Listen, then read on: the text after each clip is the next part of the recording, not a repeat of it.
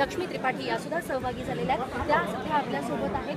गेल्या अनेक दिवसांपासून शेतकऱ्यांचा प्रश्न प्रलंबित आहे। त्या मोठ्या प्रमाणात शेतकऱ्यांच्या आत्महत्या होतात, मात्र तरीसुद्धा काही उपाय आतापर्यंत सरकारकडून झालेले नाही। बघा, समाजाला उठायला पाहिजे, कारण की हे जे एससीमध्ये झोपतात आणि आपल्याला सुशिक्षित म्हणतात ते तिथपर्यंत सुशिक्षित राहणार जेव्हा पोटामध्ये दाणं जाणार आणि ते शेतकरी आपल्यापर्यंत आणतात।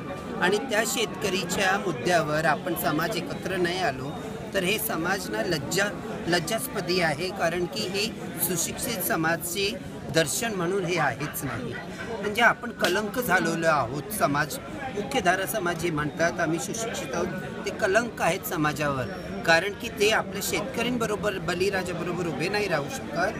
त्यांना मातीचा मोल नाही, त्यांना शेतकऱ्यांचा अभिमान नाही, त्यांच्या शेतकऱ्यांच्या दुःखाबरोबर रडण्याची त्यांच्या काळीज नाही। आणि हे त्याच्यामध्ये हे पॉलिटिकल लोक पण आलेत, तरी पुन्हा पॉलिटिकल विल आहेच नाही। आपण मला हे दुःख वाटतं।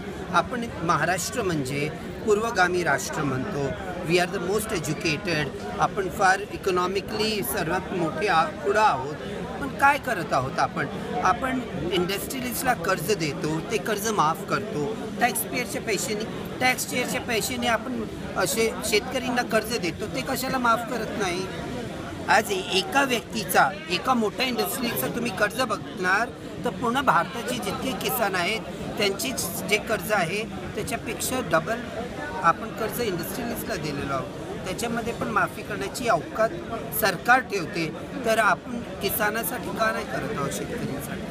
यापूर्वी पुण्यामध्ये विधान परिषदेचे विद्यापीठांनी हा शेतकऱ्यांच्या मागण्यांसाठी आंदोलन केलं होतं आणि आता आज स्वतः तुम्ही सहभागी झालेला।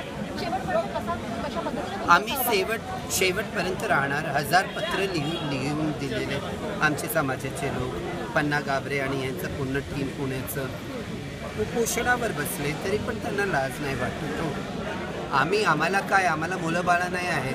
शेतकऱ्यांनी आम्हाला प्रेम आणि मान दिलं, आम्ही शेतकऱ्यांबरोबर आखरी सास्तरपर्यंत आम्ही एकत्रच राहणार। सरकारमध्ये लोक म्हणतात की कर्जमाफी दिल्यावर शेतकऱ्यांच्या आत्महत्या थांबणार आहे, याची हमी तुम्ही द्याल का? आणि सरकारचेच लोक असं विचारतात। हे बाजारपेठ नाही आहे ना, इथे बार्गेनिंग कसं, कोणाबरोबर बार्गेनिंग करतं? लाज वाटत नाही बार्गेनिंगचे शब्द अशी विचार ठेवताना कोणी पण राजकारी, कुठल्या पण राजकारी व्यक्तीला? म्हणजे काय तुम्ही लावलंय तुम्ही? म्हणजे असं कधी बघा, एक सिंपल गोष्ट, जस्टिस वर्माचं पूर्ण हे बलात्कारवर पूर्ण रूल्स पॉलिसीज नवीन आले। सरकारने समाजाला विचारलं का आता बलात्कार थांबणार? आम्ही विचारू का सरकारला बलात्कार का नाही थांबलं? तुम्ही जस्टिस वर्माचा पूर्ण कानून आणलं,